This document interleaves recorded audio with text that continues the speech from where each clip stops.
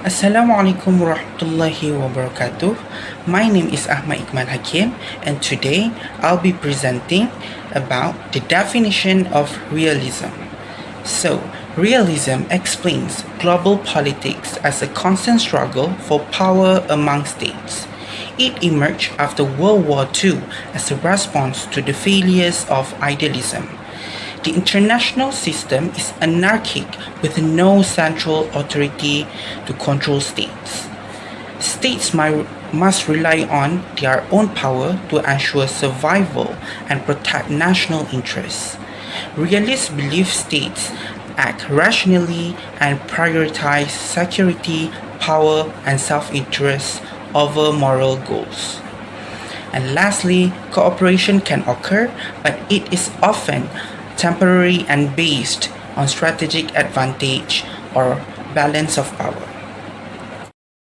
Now, let's get to know the founding fathers of realism. First, Thucydides. He is an ancient Greek historian who explained that states fight because of fear, power, and self-interest. He showed that stronger countries often dominate weaker ones. Secondly, Niccolo Machiavelli. He is an Italian political thinker who said leaders should do whatever is necessary to protect their country and maintain power, even if it seems immoral. Third, Thomas Hobbes. He is an English philosopher who believed human nature is selfish and power-seeking. He said the world is like a state of nature with no higher authority to keep peace, similar to how countries act internationally. And lastly, Hans J. Morgenthau. He is a modern political scientist who developed classical realism into a full story. He said that power and national interests guide every country's foreign policy and decision. Assalamualaikum. My name is Ali, and today I will be talking about the concept of realism theory in international systems. Now, before we go any further, first we need to understand what is realism theory. For us to understand this better, we need to look at the key assumptions that has been created for us to better understand the reasons this theory exists in our world. For the key assumptions, I will be focusing on three. The first assumption is the anarchic system in international system. What does anarchic means in international relations? It means there is no superior global body or any governance body that can help to handle dispute, to enforce law, or to create order for states around the world. Now, this doesn't actually mean that there is no order or there are chaos around the world, but the lack of security causes most states to become dependent on self-help as a way for them to survive. This is why most states will focus on power and security, as it is essential for their survival and is actually a main concept in realism theory. For example, we can look at the Cold War. The Cold War between the US and the Soviet Unions. These are two superpower states that are fighting each other to protect and increase their power and their security in the world where there is no superior body to handle any of the dispute that is happening. For the second assumption, it is human nature. Now, what does human nature means? Human nature, generally speaking, is the natural characteristic that humans have when they are facing certain situations or certain decisions. For example, most people, when they are facing terrifying situations, what is their instinct? They will run, they will save themselves, they will save their loved ones from any harmful situations. It goes along the same line for international relations. Now, in international relations, human nature is the fundamental dispositions and characteristic that underlines human behavior. This will influence the politics and the structure of the international system. Realism theory views humans as beings that are very selfish, competitive, aggressive, and power-seeking. That is why most issues, most wars that is happening around the world, it comes from the human themselves, from the politicians, from the rulers of each state around the world. For example, we can even look back to the history of Malaysia when the British invade us long ago, when we were still Tanah Melayu. They invade us for our natural resources, for our tin ore, biji timah. Why? Because they want all of those resources for themselves. They want to gain more benefits, more money, to increase their economy. But in the same time, this invasion has infected our people and our nation for the longest period. The last assumption is sovereignty. What is sovereignty? Now, based on international relations, sovereignty is the state's superior authority over its own territory and internal affairs. This means all states' affairs are free from any external interference. Sovereignty is also a core principle in international law. It helps to affirm a state's independence, autonomy, and equal ranks among other sovereign states, although in the end it is limited to obligate to the international law such as treaties. Now, going back to sovereignty, no government body have any power or control on any states around the world except for their own, which is why each state will always act on their national interests, even if it means going through politics. There's even a saying from Hans Morgenthau, politics among nations is a struggle for power. That's why nowadays, every nation, every state around the world will always take actions on what benefit their people the most, their economy, their power, their security, and even their influence on international politics. That it is also why politics nowadays plays an important role in international affairs nowadays among states around the world. There's even a saying from Thucydides from the 5th century BC. The strong do what they can and the weak suffer what they must. In the end, all states will take action based on what benefits them. Even in the end, it causes suffering for other nations. So next, we are going to analyze about what are the pros and cons, the limitation and the advantage of this realism theory. So first, the pro of the realism theory is that it provides a clear and practical framework for us to understand how the international politics works. So this theory actually provides a straightforward way for us to understand how the world is currently operating. So according to Riley 2008, realism's core concept is about interpreting what is power, what is state behavior, and also the nature of international system. So it means that realism theory is the most realistic theory to describe how most of the countries in the world are operating. And as we know, most of the countries in the world are emphasizing and prioritizing their national interests by improving their political influence and also their military forces. So by improving these two factors, it helps them to self-help, and by practicing self-help, it aligns with the concept of realism. Next, the second pro advantage of this realism theory is that it focusing on military capabilities. So as I mentioned before, this theory, which is realism, emphasis on the importance of power and influence. So realists believe that the best way for a state to survive and maintain power in an anarchic world is by improving their military powers. So as according to Benavent's 2020, one of the key elements highlighted in the traditional realism perspective is by having advanced military system.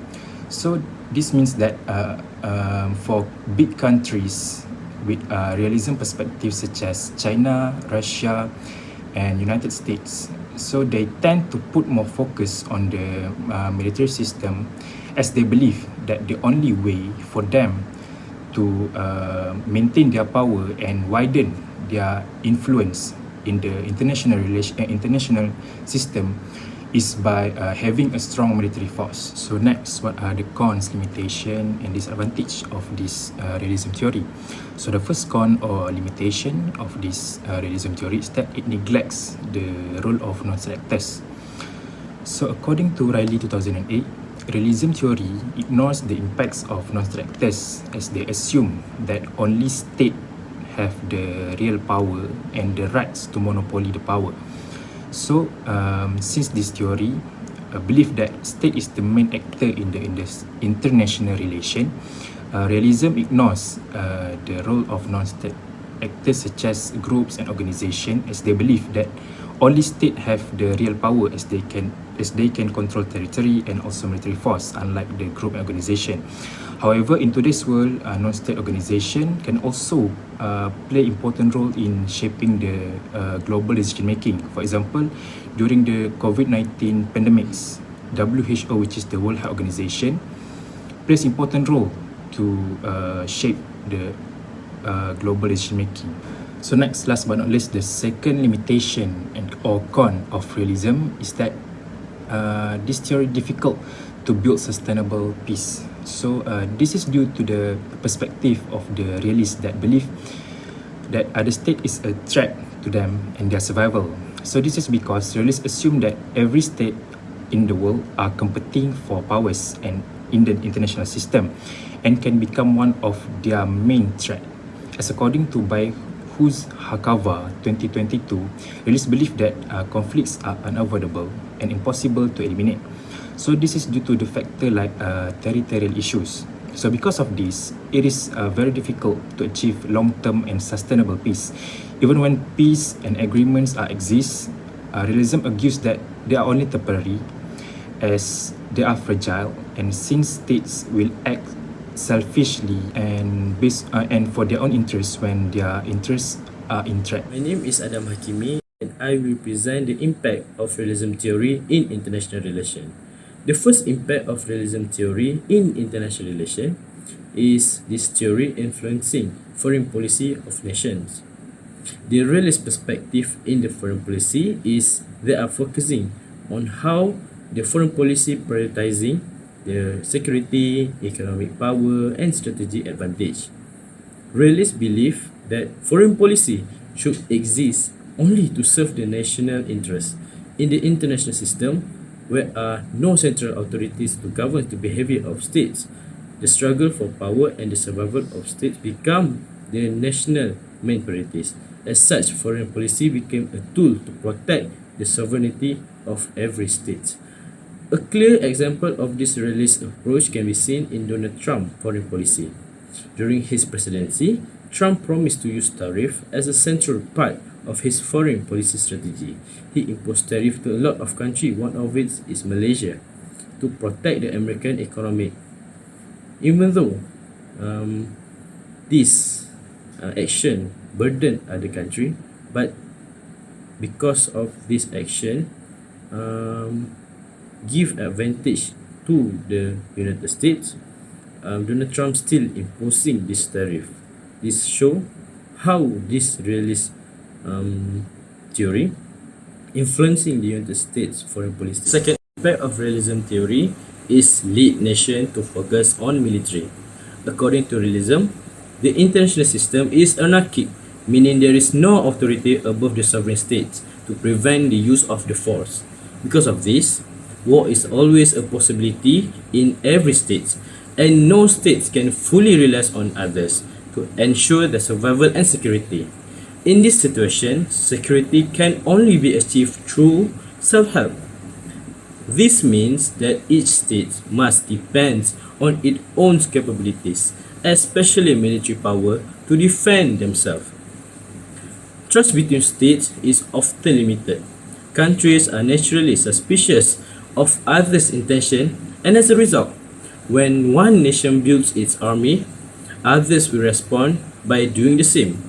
This leads what we call as the security dilemma, where the action taken by one state to increase its security actually make others feel less secure. Even after the Cold War ended, arms races did not stop. In fact, many countries increased their weapon development. This is not only to ensure national defense, but also to gain bargaining power in global affairs. A strong military gives a country influence when negotiating trade, alliance, or geopolitical interests. For instance, we can see now the United States and China. Although there has not been a direct military confrontation between both of the countries, but they are clearly building up their army or military strength. China's military expansion is seen as a way to balance the power of the United States and its allies in the Asia-Pacific region. We can see that the realist view explains that without a global authority to maintain peace, states must rely on their own strength. This constant competition for security and power is what drives mistrust, military build-up, and arms races among the nation. That is why how realism theories affecting a nation by influencing them to improve and increase their military power. Finally, we can conclude that realism explains that the international system is anarchic, meaning there is no world government to control states. Also, every state must protect its own national interests and ensure its survival. Also, power and security are the main goals of all states in global politics. Lastly, cooperation between countries is possible but often temporary and based on self-interest. Last but not least, the lesson learned from this topic. First, realism teaches that countries must be realistic and strategic in foreign relations. Second, understanding realism helps us see why conflicts and competition often happen between nations.